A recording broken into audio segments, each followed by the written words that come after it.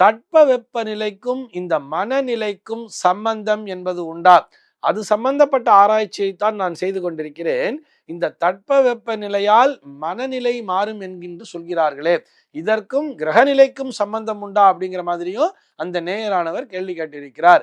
சர்வ நிச்சயமாக சம்பந்தம் உண்டு என்பதை அவருக்கு அடித்து சொல்லலாம்.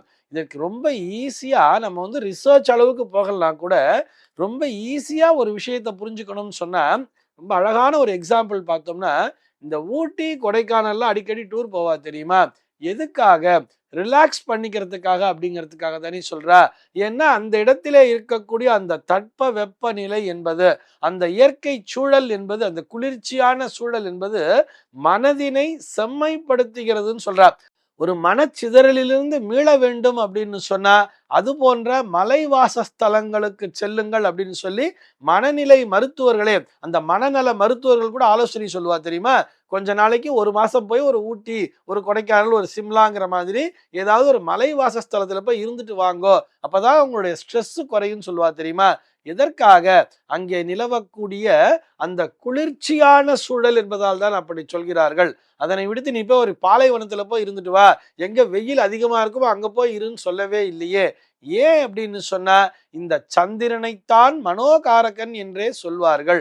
அந்த சந்திரனுடைய தன்மை என்பதே குளிர்ச்சியை தருவதுதான். ஆக மனமானது செம்மைப்பட வேண்டும் என்று சொன்னால், அதற்கு ஒரு குளிர்ச்சியான ஒரு சூழல் என்பது தேவைப்படுகிறது. நமக்கு பின்னாடி இருக்கக்கூடிய கிரகங்களை விட நமக்கு முன்னதாக இருக்கக்கூடிய கிரகங்கள் தான் இந்த தட்ப வெப்ப நிலையை தீர்மானிக்கிறது. ஏன்னு சொன்னா, நமக்கும் சூரியனுக்கும் இடையே இருக்கக்கூடிய கிரகங்கள் சொல்லி பார்த்தோம்னா இந்த கிரகங்கள் தானே, இந்த புதன், சுக்கிரன் மற்றும் சந்திரன் ஆகிய கிரகங்கள் தானே. அதனாலதான் நம்முடைய ஜோதிடர்கள்லாம், அதாவது இந்த ரிஷிகள்லாம் இருக்கா இல்லையா, இந்த ஜோதிடத்தை தோற்றுவித்த ரிஷிகள் அழகா சொல்லி இருப்பா.